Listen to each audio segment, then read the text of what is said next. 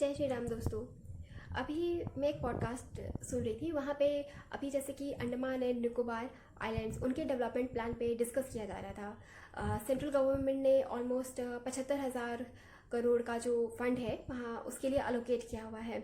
और ये चीज़ें एक चीज़ें बहुत हाईलाइट की गई, दैट इज़ हांगकांग के जैसा डेवलपमेंट करना, हांगकांग के जैसा उसको बनाना।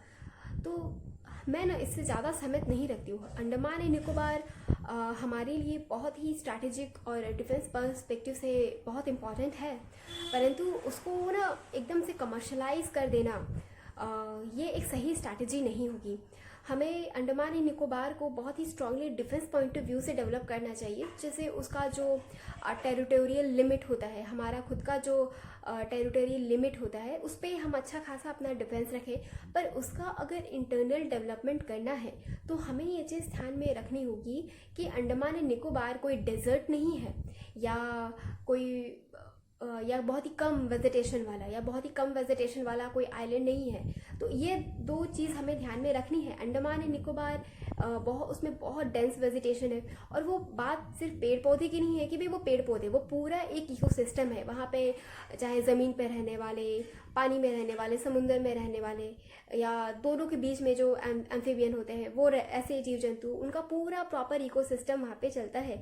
साथ ही साथ वहाँ पे बहुत सारे जो ह्यूमन बींग्स हैं, जो एंशियंट ट्रेडिशनल हंटर गैदरर, ये जो ट्राइब कम्युनिटी होती है, वो ऑलरेडी वहाँ पर है, और उनका खुद का एक स्किल सेट, वो एक हमारे लिए हेरिटेज है। तो हमें बहुत सारी चीज़ों को ध्यान में रखना है। ऐसे नहीं कि हम अरे स्टार्टअप बना दें, कमर्शियल हब बना दें, है ना, या फिर वहाँ पर हम वो क्या बोलते हैं उसको, गैमलिंग वाला कुछ जगह बना दें।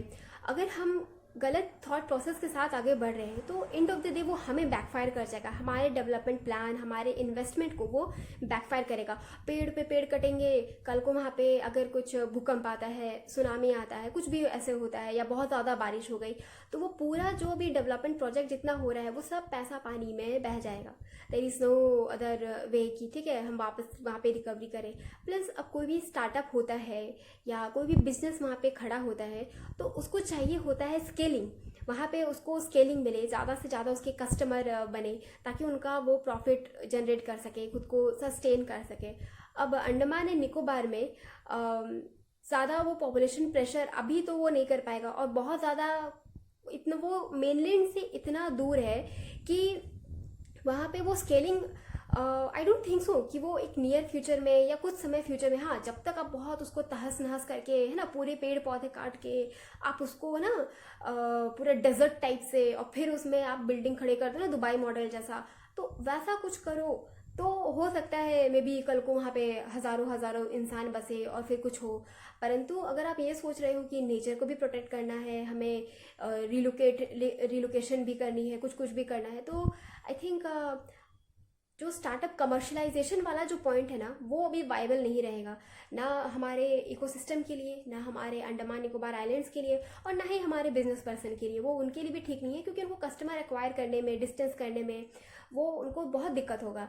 तो इट्स बेटर कि हम अंडमान एंड निकोबार को उसकी जो एज है, उसकी जो ब्यूटी है, दैट इज़ उसका प्लांट वेजिटेशन, वहाँ का कल्चर, वहाँ की पीसफुलनेस, सीनरी, तो हमें उस पर ही फोकस करना चाहिए। हम उसको रिलीजियस टूरिज्म में धीरे धीरे कन्वर्ट कर सकते हैं, like mental health, well being, yoga, meditation, जैसे कि हो गया, या जैसे कि बुद्धिज़्म होता है। वहाँ से फिर हमारा जो साउथ ईस्ट एशियन कंट्रीज़, जो हमारे एशियन कंट्रीज़ है, वो वहाँ पे सामने है। तो हम एक बुद्धिज़्म का एक कॉमन सर्किट वहाँ पर हम सेंटर बना सकते हैं उसको वहाँ पे, और पूरा उसको एक कल्चरल प्लेस हम उसको बना सकते हैं। जो proper mental peace, mental health के लिए वहाँ पे जाना चाहते हैं, वो जाए वहाँ पे, थोड़ा पेड़ पौधों के साथ रहे, पशु पक्षियों की सेवा करे, या इस तरीके से योगा मेडिटेशन करे, अपना हेल्थ बेनिफिट्स पे ध्यान दें। और सेलेक्टिवली हम स्टार्टअप या कमर्शियल, जिनको ज़्यादा मतलब फिजिकली कस्टमर एक्वायर नहीं करने हैं, या जो वहाँ पे सस्टेन कर सकते हैं, ऐसा हम कुछ वहाँ पे बिल्डअप कर सकते हैं ऐसा करके। और डिफेंस वाला जो है, डिफेंस तो डेफिनेटली नो डाउट है ना, हमारे लिए ज़रूरत है। तो हम डिफेंस को साइड बाय साइड हम उसको बिल्डअप कर सकते हैं। शिपिंग हम उसको बहुत केयरफुली हमें उसको रखना है कि जैसे पॉल्यूशन ना हो पानी में। वहाँ का जो पानी है, वहाँ पे जो पानी में रहने वाले क्रिएचर्स हैं, उनको जैसे उनको दिक्कत ना हो, इस तरीके से। तो अब ये तो अभी मैं पढ़ रही हूँ, अभी मैं तो सारी चीज़ें देख रही हूँ कि एग्जैक्टली मतलब गवर्नमेंट क्या क्या प्लान्स है, प्रोजेक्ट्स है, उसको कैसे अभी कैसे कैसे उसको इन्विसाज कर रही है, क्या आगे बढ़ रहा है, मेरी नज़र है उस पर, मैं मॉनिटर कर रही हूँ चीज़ों को। तो आई आई रिक्वेस्ट गवर्नमेंट और जितने भी वहाँ पे बिजनेस पर्सन है, काइंडली चीज़ों को सेंसिबल और कंपैशनेट वे में परस्यू करें। $2 ज़्यादा कमा लेने से ऐसा नहीं है कि हम कुछ बहुत ज़्यादा हो जाएंगे, नहीं, हमें बहुत सिस्टमैटिकली और बहुत ही एम्पैथेटिक और कंपैशनेट एटीट्यूड के साथ आगे बढ़ना है। हमें यहाँ रहना है, इंडिया को रहना है। ऑलराइट, तो आई होप अगर आप चाहेंगे तो मैं डेफिनेटली इस पर एक प्रॉपर एक बैलेंस्ड अप्रोच मैं डेफिनेटली वहाँ पे मैं अपना आइडिया शेयर करूँगी। तो तब तक के लिए बाय बाय, जय हिंद, जय माता दी।